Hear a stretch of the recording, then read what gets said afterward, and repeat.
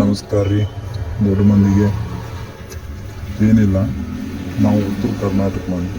ನಮ್ಮ ಉತ್ತರ ಕರ್ನಾಟಕ ಕಡೆನೂ ಪ್ರಸಿದ್ಧ ಸ್ಥಳಗಳು ಅದಾವೆ. ಅವುಗಳನ್ನ ತೋರಿಸ್ಬೇಕು ಅಂತ ಆಸೆ ಆಯಿತು. ಅದಕ್ಕೆ ನಾವು ಒಂದು ಸಾರಿ ಹೋಗೋಣ ಅಂತ ಹೋಗ್ತಾ ಇದ್ವಿ. ನಮ್ಮ ಊರಿಂದ ಹೋಗ್ತಾ ಇದ್ದೀವಿ. ಇದು ಗಜೇಂದ್ರಗಢದಿಂದ ತುಂಬ ದೂರ ಏನಿಲ್ಲ, ಅಲ್ಲಿಂದ ಒಂದು 4-5 ಕಿಲೋಮೀಟ್ರ್ ಆಗ್ಬೋದು ಅಷ್ಟೇ. ನಾವು ಹೋಗ್ತಾ ಇರುವಂಥ ಸ್ಥಳ ಯಾವುದು ಅಂದರೆ ಶ್ರೀ ಕಾಲೇಶ್ವರ. ಇದು ಶ್ರೀ ಕಾಲೇಶ್ವರ ಅಂದರೆ ಕಾಲಕ್ಕೂ ಸರ್ವೇಶ್ವರ ಮೀನ್ಸ್ ಕಾಲಕ್ಕೂ ಇರತಕ್ಕಂಥ ಈಶ್ವರ ಎಂಬ ಹೆಸರಿಂದ ಇಲ್ಲಿ ಕಾಲೇಶ್ವರ ಅಂತ ಹೆಸರು ಬಂತು.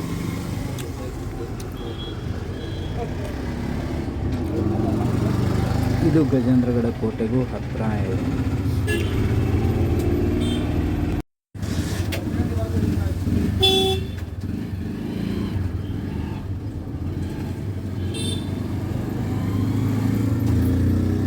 ಕಾಲೇಶ್ವರ ಮಹಾದ್ವಾರ.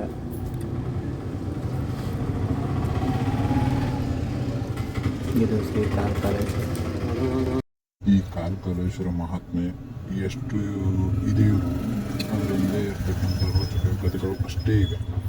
ಇಲ್ಲಿ ಮೊದಲಿಗೆ ಚಾಲುಕ್ಯ ವಂಶಸ್ಥರು ಇಲ್ಲಿ ಗುಹಾಂತರ ಅಥವಾ ಬೆಟ್ಟಗಳನ್ನು ಕೊರೆದು ದೇವಾಲಯಗಳನ್ನು ಮಾಡಲು ನಿರ್ಧರಿಸಿದರು. ಈ ಎಕ್ಸಾಂಪಲ್ ನಮ್ಮ ಹತ್ರ ಇರತಕ್ಕಂಥ ಬಾದಾಮಿ ನದಿ. ಈ ಬಾದಾಮಿ ನಲ್ಲಿ ಮೊದಲು ಮಾಡುವುದಕ್ಕಿಂತ ಮೊದಲು ಇಲ್ಲಿ ಕಾಲೇಶ್ವರದಲ್ಲಿ ಪ್ರಯತ್ನ ಮಾಡಿದ್ದಾರೆ. ಅದರ ಕುರುಹುಗಳು ಮುಂದೆ ತೋರಿಸುತ್ತೆ.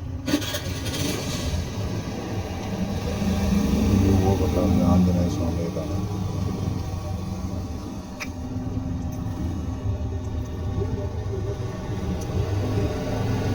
ಈ ದೀಪಮಾಲೆ ಕಂಬಗಳು ವಿಶೇಷತೆ ಎರಡಿದೆ. ಇದು ಎರಡು ಎಲ್ಲೂ ಇಲ್ಲ.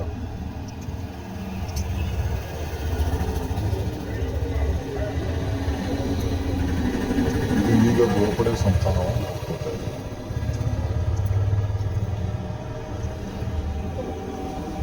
ಅವ್ರಿಗೆ ಸಂಬಂಧಪಟ್ಟಿತ್ತು ಮೊದಲು.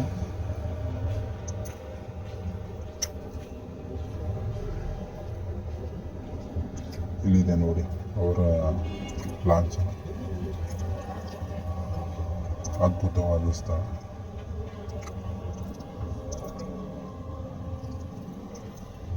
ಒಂದು ಮನೋಹರ ನೋಟ.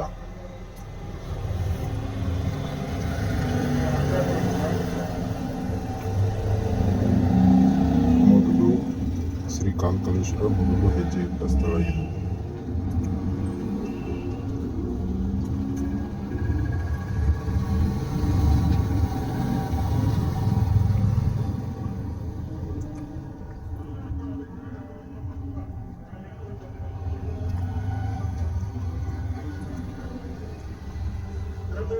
ಇಲ್ಲಿ ಶ್ರೀ ವೀರಭದ್ರೇಶ್ವರ ಮತ್ತು ಶ್ರೀ ಕಾಲೇಶ್ವರ ಇದ್ದಾರೆ.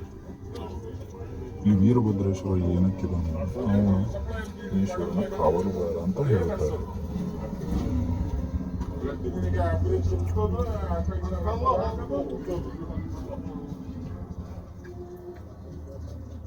ಅದು ಉದಾಹರಣೆ ಅಂತ ಹೇಳಿದ್ವಲ್ಲ ಬಾದಾಮಿನಲ್ಲಿ, ಅದು ಇದೆ ಗುಡ್ಡದಲ್ಲಿ ಬೆಟ್ಟದಲ್ಲಿ ಮಾಡಿರ್ತಕ್ಕಂಥ ಶಿವ ಬಸವ ಭಕ್ತ.